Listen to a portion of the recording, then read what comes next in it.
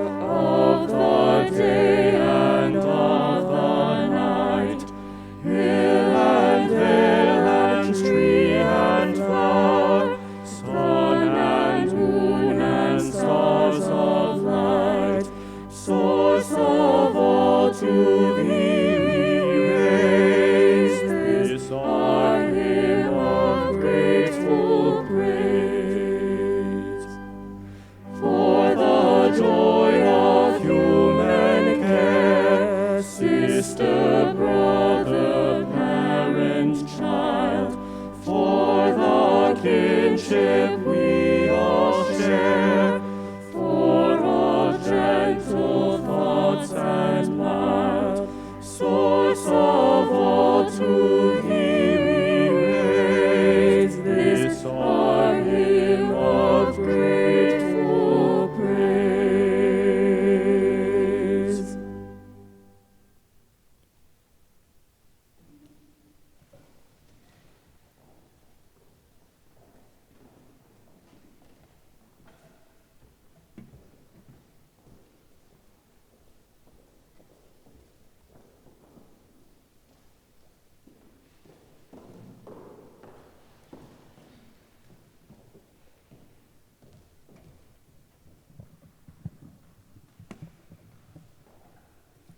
Hello, my name is Hannah Comia, and this is Lindsay Bartlett.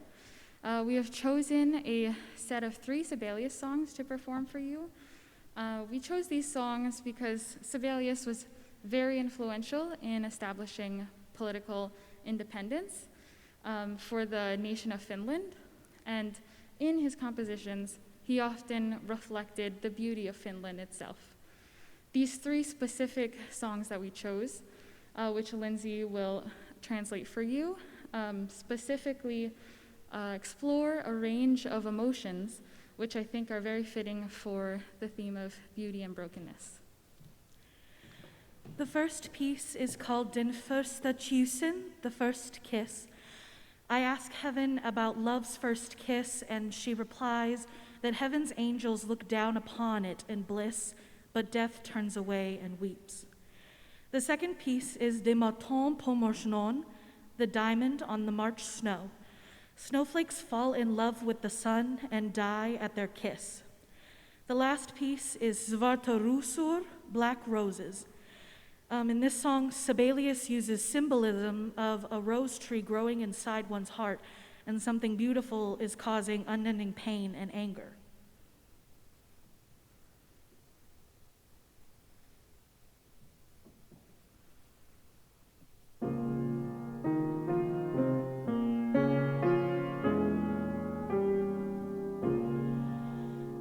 Silvermolnets kan satafton skyrna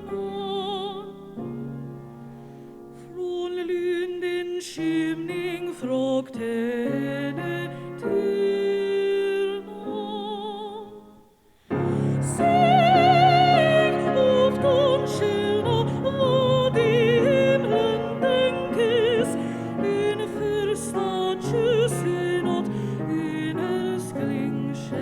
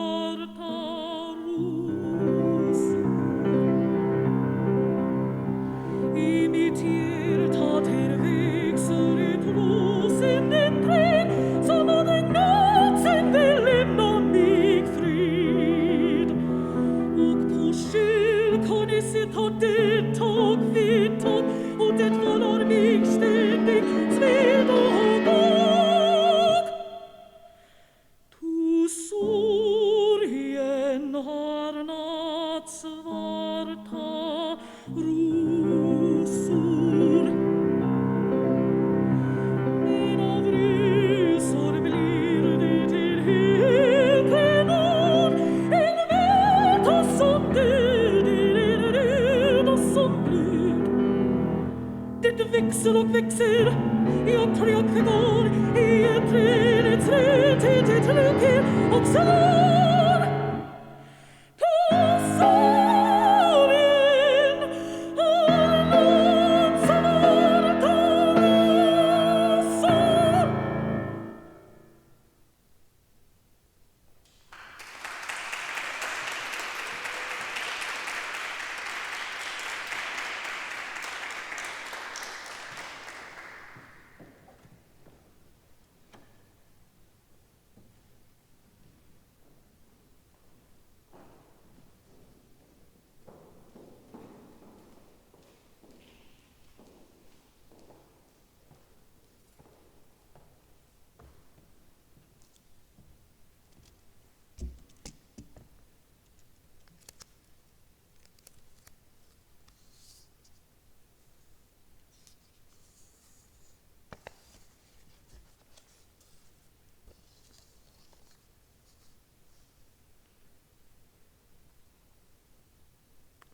What is real? 20 years ago, Warner Brothers released a cyberpunk science fiction film that freed our minds to explore this all-important question. What is real? In addition to winning 4 Academy Awards, garnering critical acclaim, and receiving numerous accolades and honors, the motion picture was praised for its innovative visual effects, astonishing cinematography, and provocative application of classical intellectual intrigue.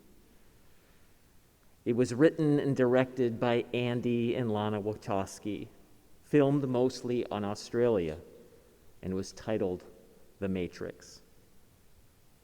For those who have not experienced the film, The Matrix was the first installment of a groundbreaking trilogy. And among other things, it depicts a future in which reality as perceived by most humans is not reality at all, but actually a simulated virtual experience created by machines to exploit what was left of the human population. And as the story shares, a computer programmer named Neo learns the truth about his synthetic livelihood.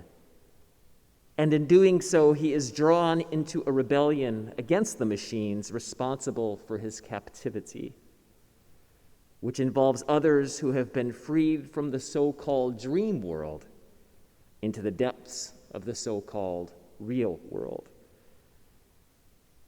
Altogether, at the risk of oversimplification, through a wide variety of twists, turns, and action scenes, one can argue that The Matrix is primarily a film about having to participate in the construction of meaning, and how hesitant we as human beings often are to do so. It was a remarkable film when it was released, and today, as so much of our lives are now experienced online, The Matrix holds an increased level of significance. Among other things, The Matrix draws from a wide range of literary works, and in doing so, it brings forth a number of concepts from mythology, religion, philosophy, one of which we need to consider a bit more in depth, especially in times such as these.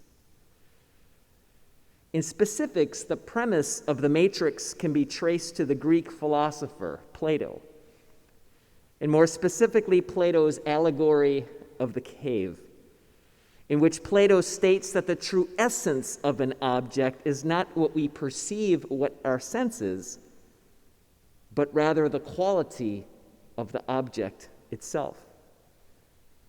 In trying to make this explanation, Plato compared the difference between an object and its shadow, in that if a light glowed behind you and you observe shadows in front of you, the shadows you see might be observable, but the shadow is not the true object. but a representation of that which is true and real. In drawing from these conceptions from Plato, filmmakers responsible for The Matrix offered brilliant and prophetic social commentary. For as was the case in Plato's day and age, we too are forced to wonder how much of our daily lives are actually real. Because if we are open and honest with ourselves, just as was the case in The Matrix, in our day and age, especially in the midst of COVID-19, many of us now live in an alternative reality. We are plugged into gadgets, gizmos, technological machines. For reasons that are well documented, and yes, for reasons that are very well justified, due to our need for social distance to stunt the spread of the virus, we now spend hours and hours online, plugged into an alternative reality. Across the country and world, there are those who are no longer able to interact in person with loved ones, classmates, or colleagues.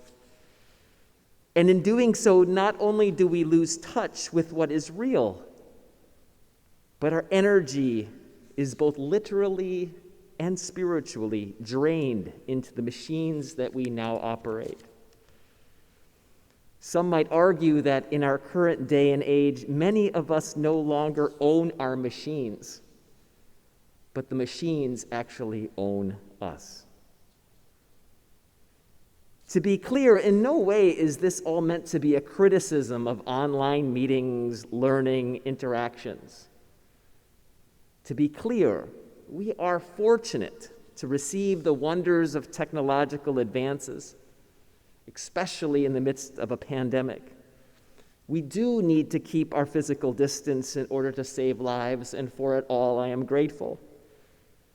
This very music and message program is now being broadcast to thousands of students, faculty, staff, alumni, and friends of Syracuse University across the country and across the world. And we are grateful for the ways we have been able to connect with countless people because of the wonders of these online resources. So to be very clear, this message today is not meant to criticize the reality that we now find ourselves in. But this message is meant to provide a bit of caution so that we do not lose touch on reality in the midst of the situation that we now find ourselves within. I do believe that a bit of caution is necessary. For there are those that believe that even after COVID-19 is behind us, that we should continue to operate in the same ways as this current moment. There are some who believe that long after COVID-19, we should try to get together more online instead of in person. There are those who are convinced that long after COVID-19 is behind us, that all of our children should learn online rather than on person.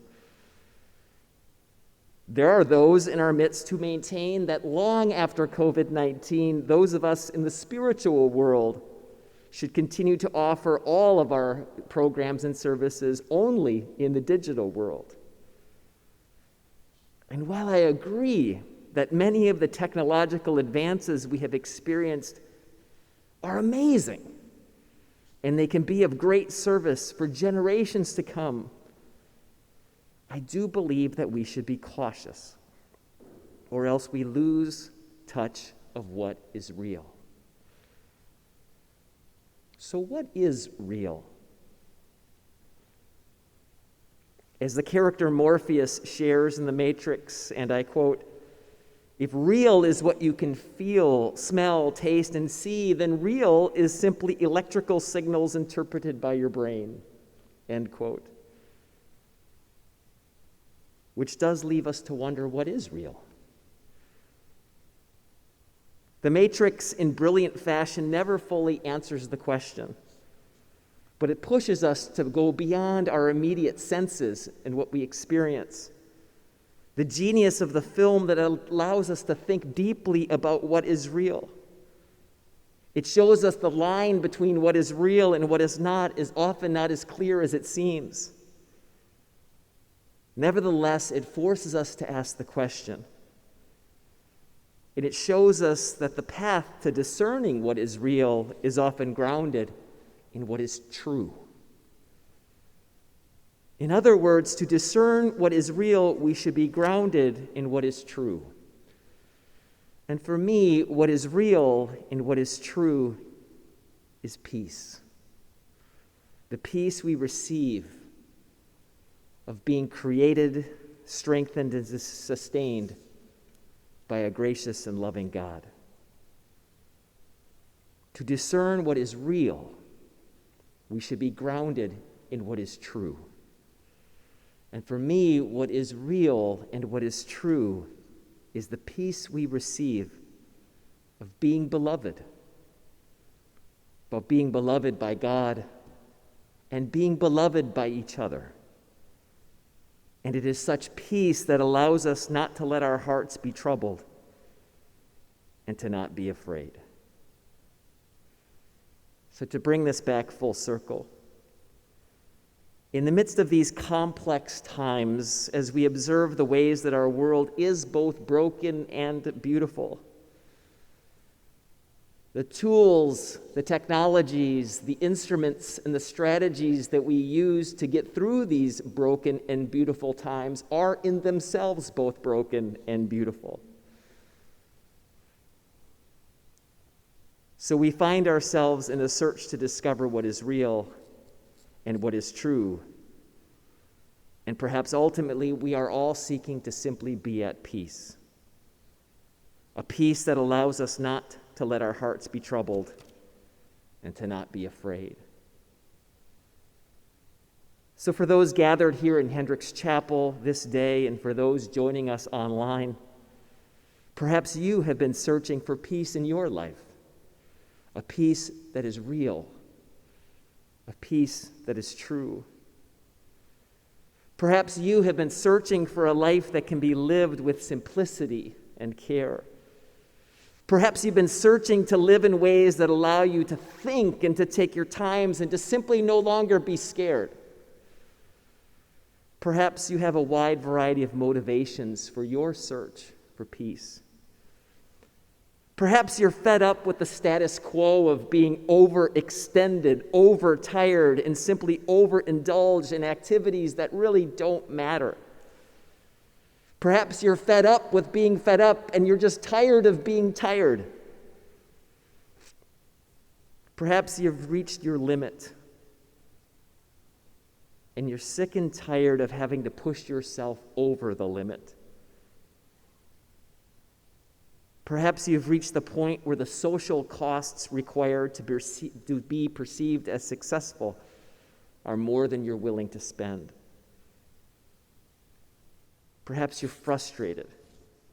Perhaps you're afraid. Whatever the reasons you are seeking peace this day, please know that I do believe there's good news. And the good news is that your prayers for peace are not only received, but they are answered. For while our world is filled with fear and anxiety, I do believe that it is ultimately a world in which the Creator of the heavens and the earth says, "Do not let your hearts be troubled. Peace be with you. Do not be afraid. Do not be afraid." Our cries for peace are received and answered by that which is real and that which is true. And in this grace-filled forgiveness and life-giving freedom, we are made new.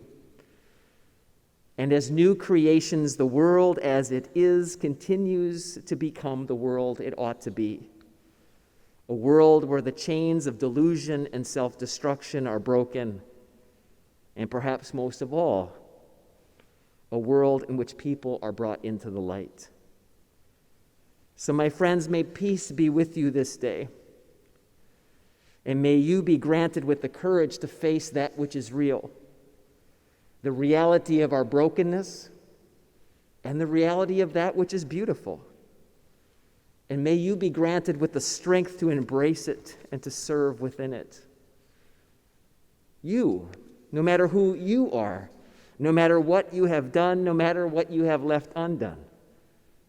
May peace be with you. And may God's grace allow us to remember that we are beloved and that this is real and it is true. May this peace be with you today and always. Amen.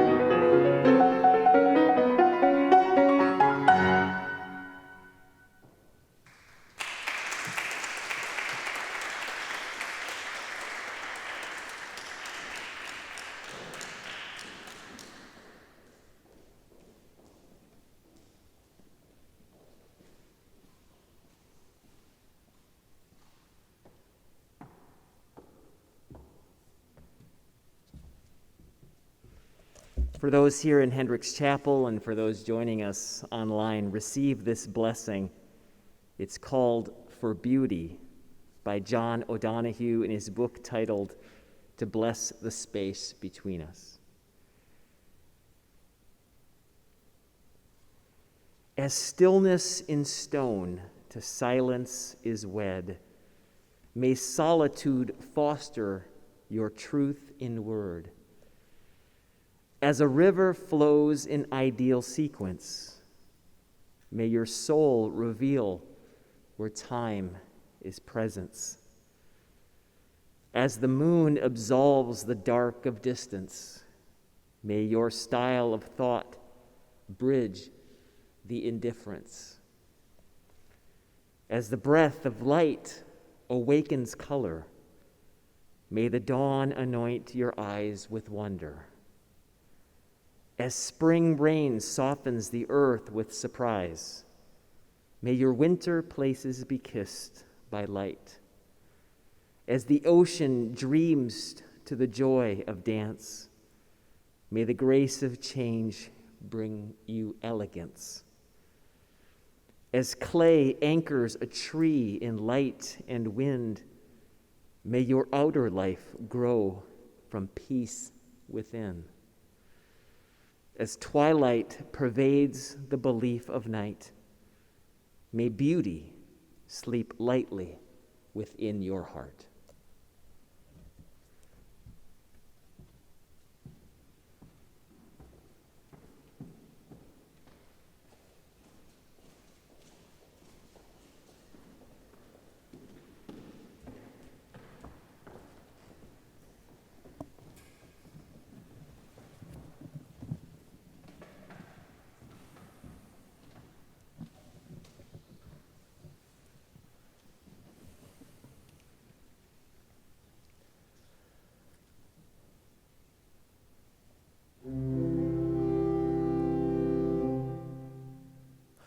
The Lord bless you and keep you. The Lord lift his countenance upon you and give you peace. And give you peace. The Lord make his face to shine upon you and be gracious unto you. And be gracious